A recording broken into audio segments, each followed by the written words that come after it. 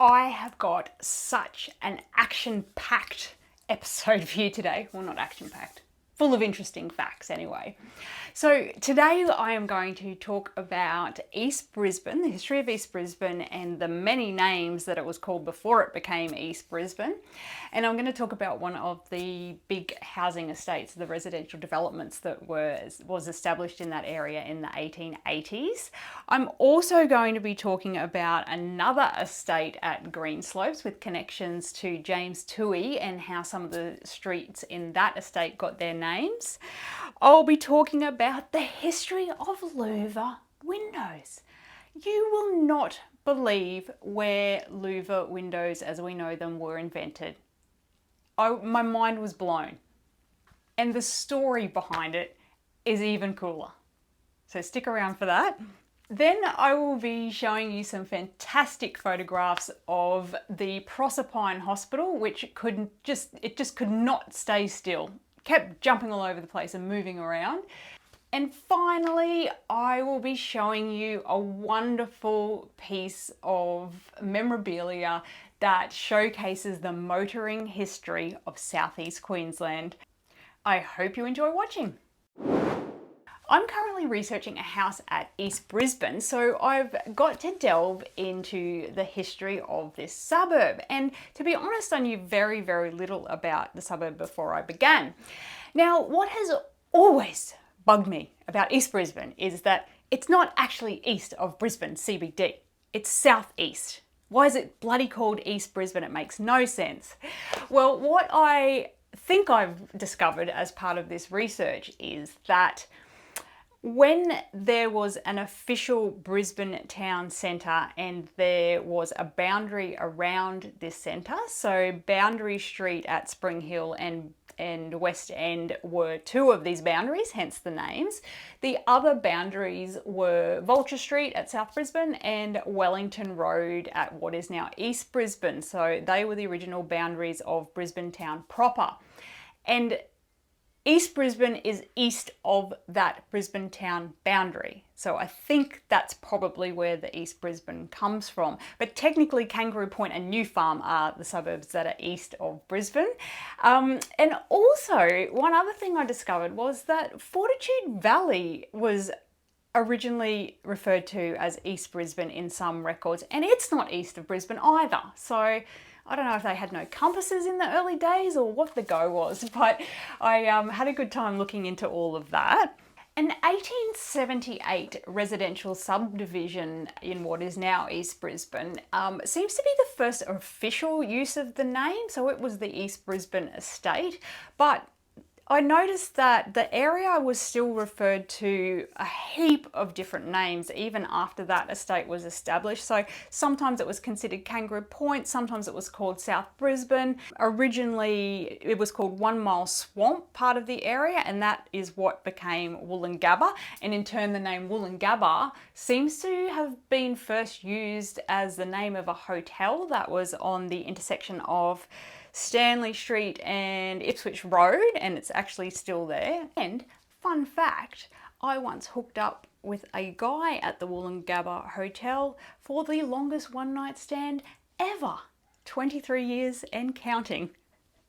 So a ska punk band at a fairly seedy hotel brought my husband and I together. Isn't that romantic? Straight out of a Jane Austen novel. Anyway, let's get back to the history of Woolloongabba. So as I mentioned, the name Woolloongabba came into common usage for the same area that it includes today. And as development gradually spread out to the east of that, that became known as East Woolloongabba. Now, this East Woolloongabba area, it basically remained bushland well into the 1880s, and there was very little development, very few houses there.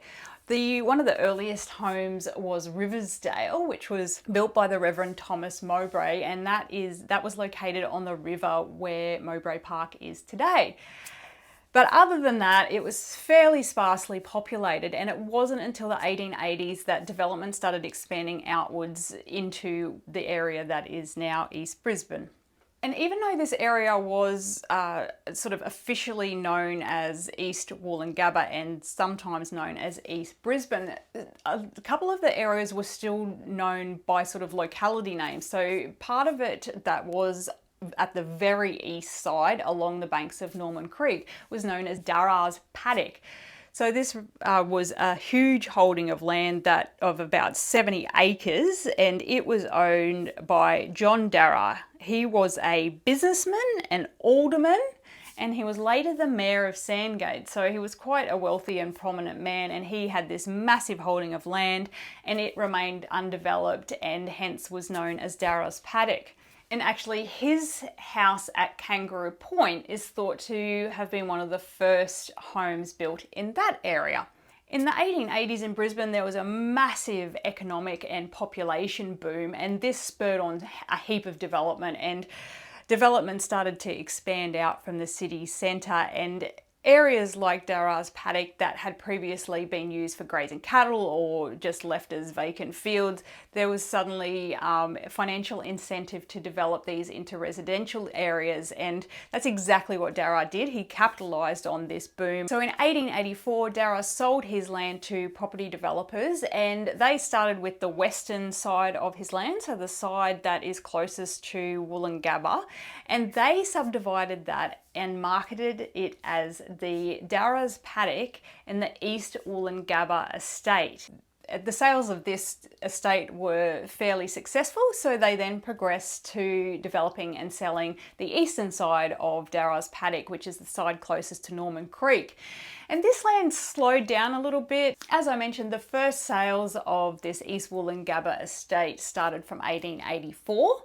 And then the second stage, which was the western side closest to Norman Creek, it started to be sold off from 1886. Now this corresponded to the construction of a new bridge over Norman Creek at the end of what is now Stanley Street East. So suddenly there was a major thoroughfare through this area, over the bridge and into the new area of Norman Park. So this area became even more valuable and even more popular place to live. It's not clear exactly when, but at some point the name East Brisbane was adopted instead of East Woolloongabba, and you can see this name on maps from the 1880s and the 1890s. So at some point it was adopted as the more official name for this area, and probably to avoid confusion. Although, as I said, it's still confusing because it's not East Brisbane.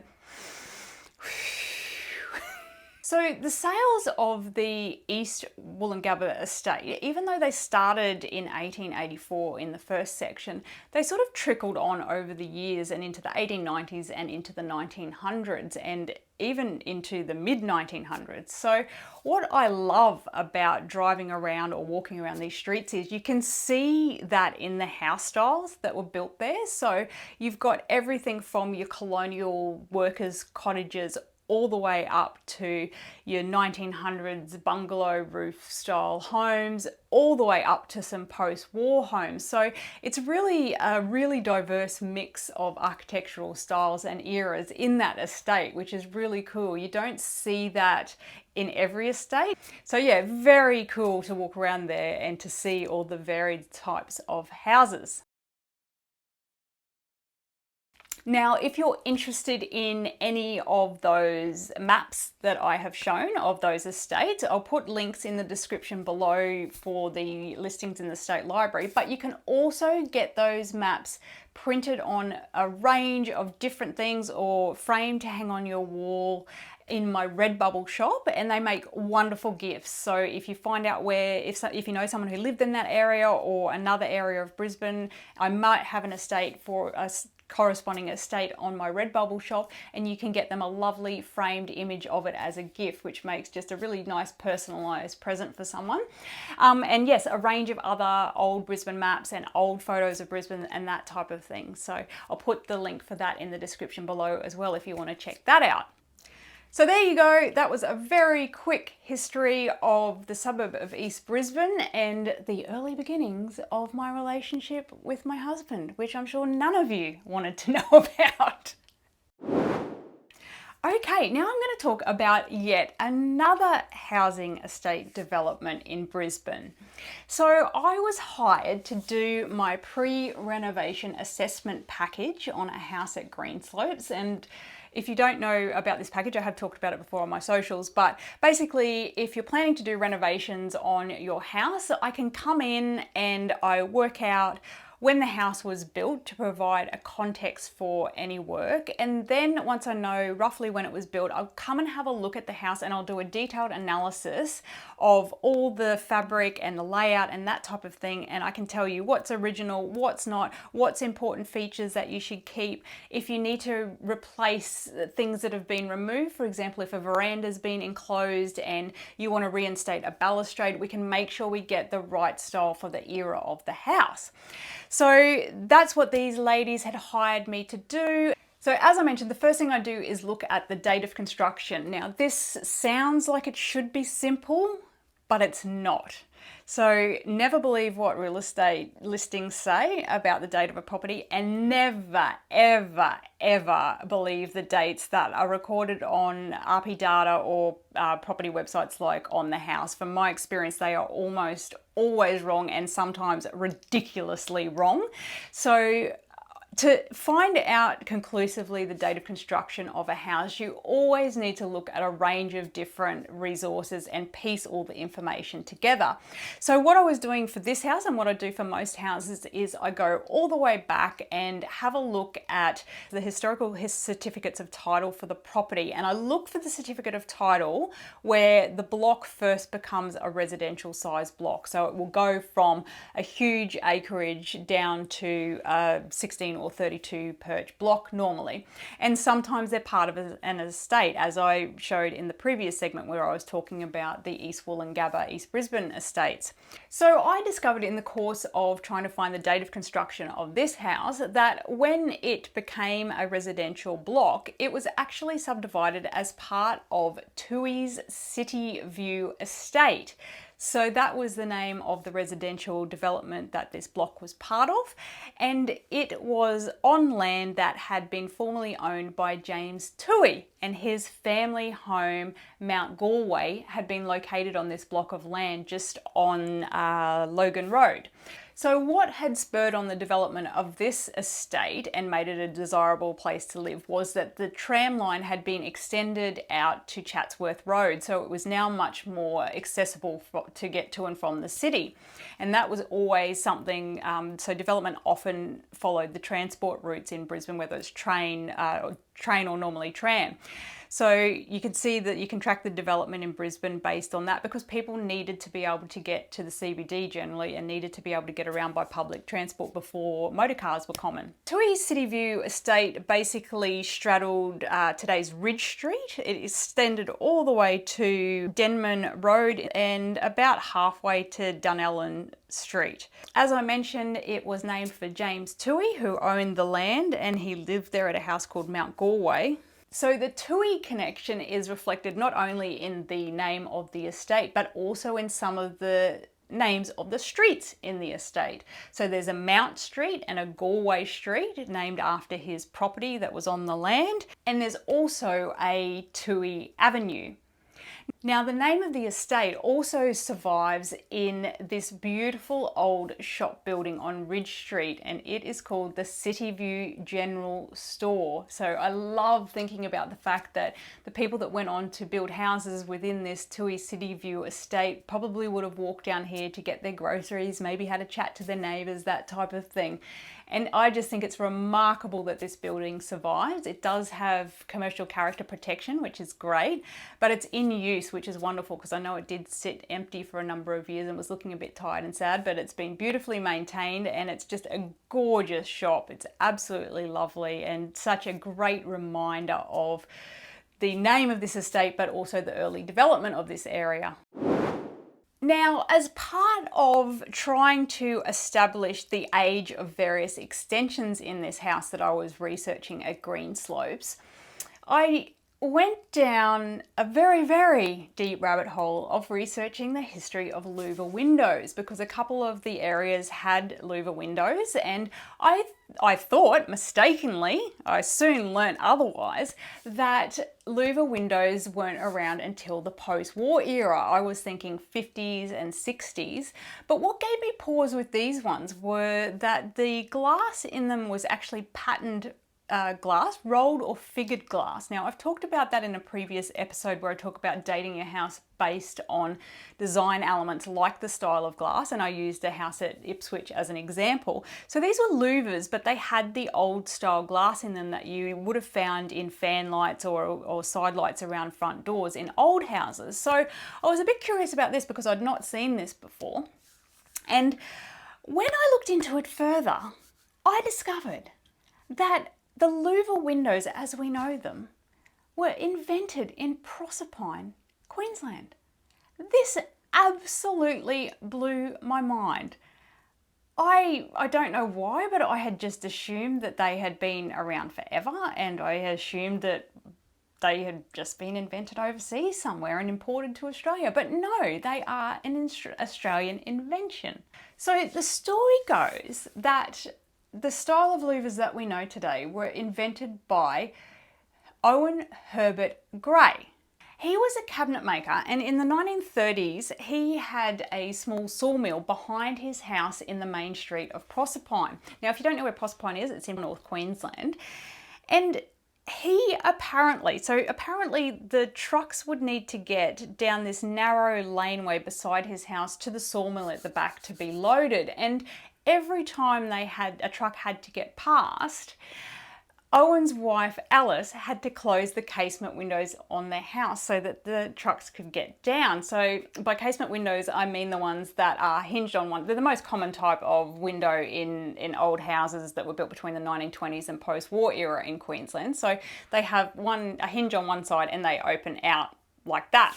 That in no way shows what I mean. Hopefully you know what casement windows are. Anyway, so Alice had to close these casement windows so that the trucks could get past. So apparently Alice got a bit annoyed with this and complained to her husband Owen, and he said, oh, well look, I'll fix this, I'll put some louvers in.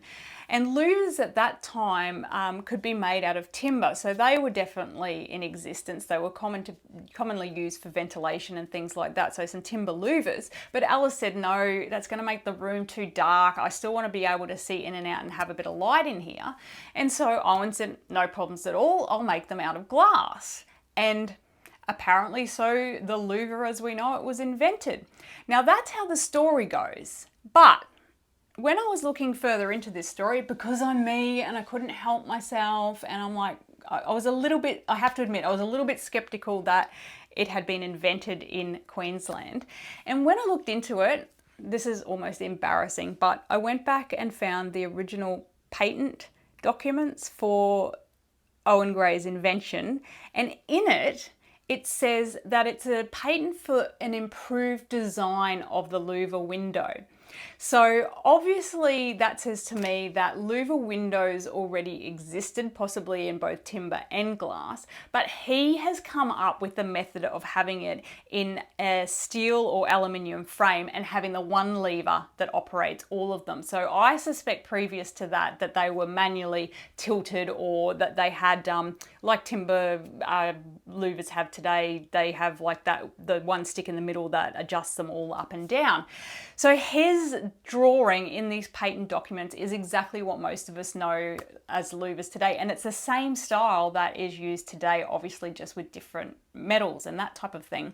And he later improved on this design, so he patented the design in 1932, and then in 1934 he improved on the design by inventing the style where you can take the individual blades of the louvers in and out quite easily if they break or need replacing. After he installed these in his own house, Owen obviously realised that there was a bit of commercial potential to sell these as well. So he established a company and marketed marketed these under the Everlight brand, and they were really, really popular, but they were really expensive initially. So he would have the glass sheets made in Townsville, and then the sheets of glass would be sent to Proserpine for cutting and assembly into the steel frame, and then they were distributed from an office in South Brisbane.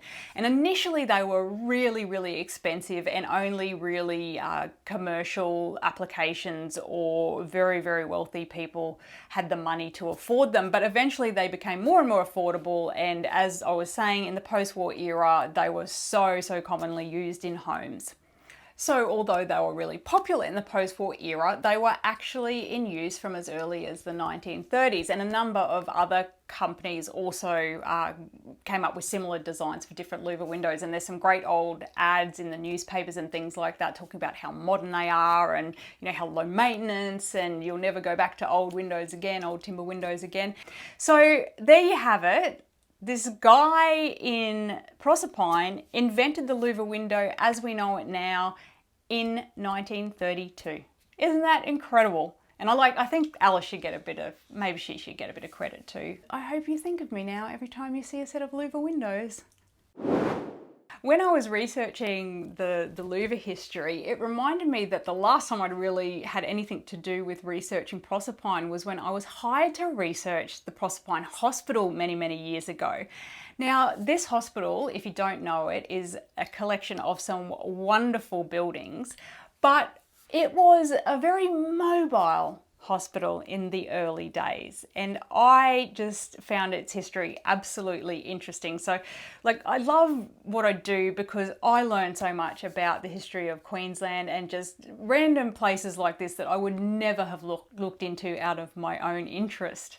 Now, I probably need to do a whole episode on this hospital in future just to cover all of its story, because it's quite amazing and the surviving buildings have quite an interesting history and the layout of the hospital and all that type of thing. But I thought I'd just share these snippets with you about how one angle of the hospital, which was how much it liked to move around Proserpine.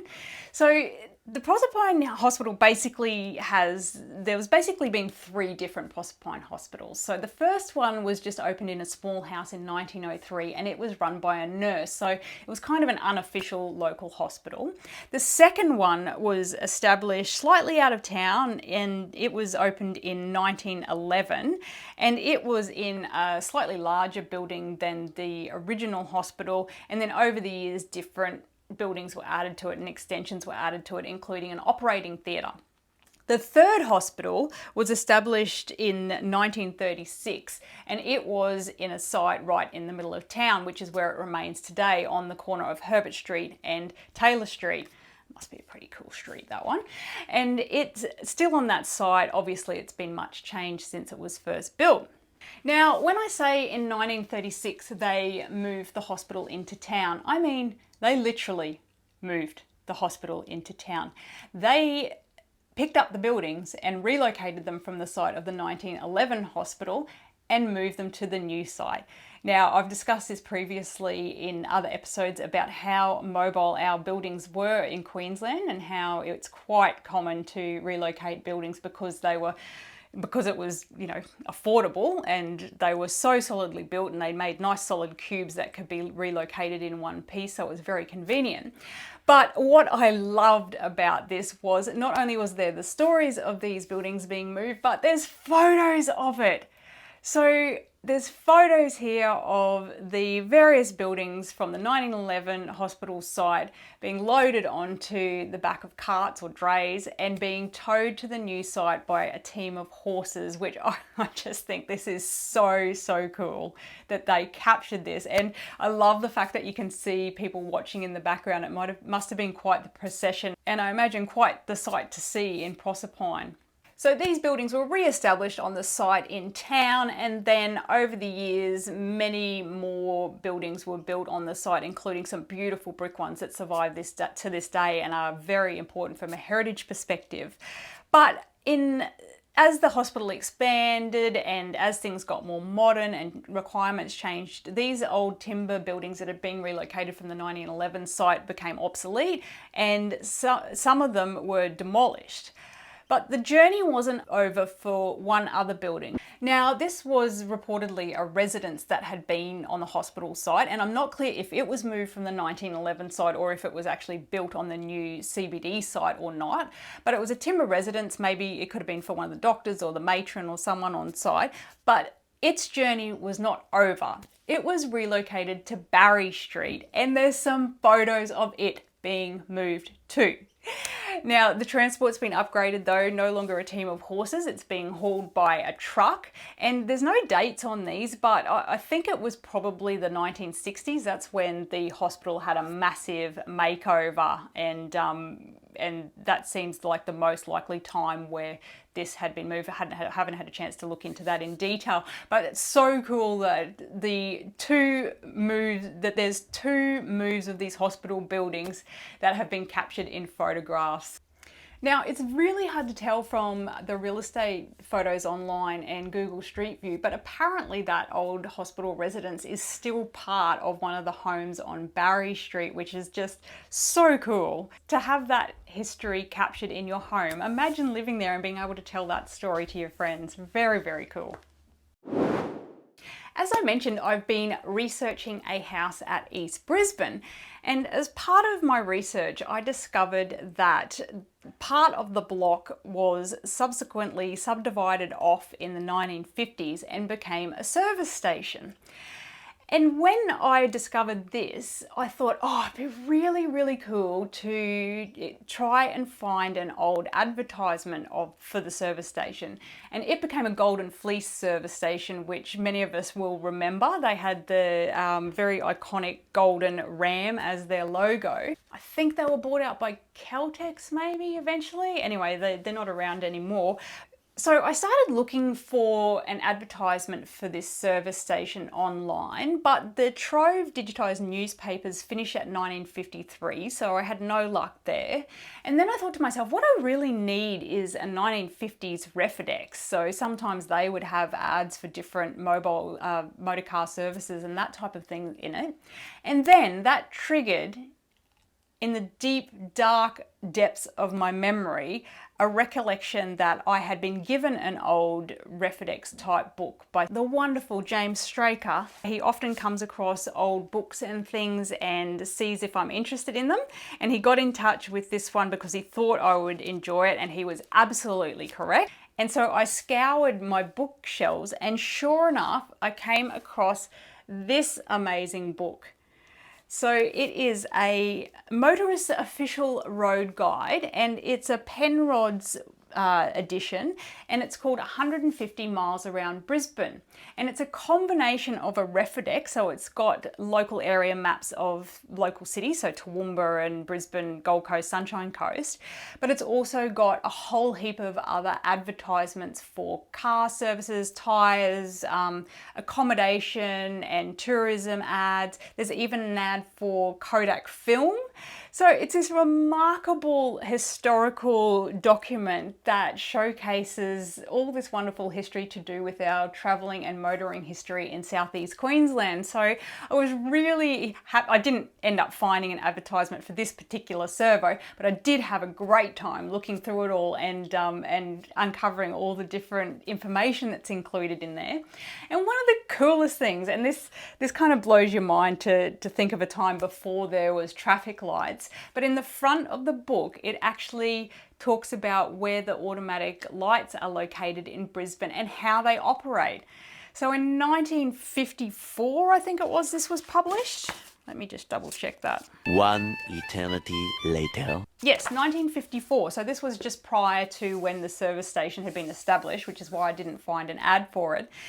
If you think about back then, the 50s cars were only just beginning to be affordable and widespread in Brisbane, and they were still pretty much a luxury item back there. So firstly, there was very little need for traffic lights, but people were not familiar with how they work. So there's detailed instructions, and the main set of lights seems to have been where King George Square is now, and they've got diagrams of how to use those lights and how they operate, that type of thing. There's also a section on road rules. And so it just really, I don't know, it just took me back to a time before cars were widespread and before we took for granted that everyone had cars and that there's traffic lights everywhere. And it was just a really nice insight into the olden days. Geez, we covered a lot in this episode. Comment below, what was your favourite part? Did it bring back any memories talking about Golden Fleece service stations or maybe early road trips or something like that, or anything else I've covered in this video? I love hearing from you and I love hearing people chat in the comments section.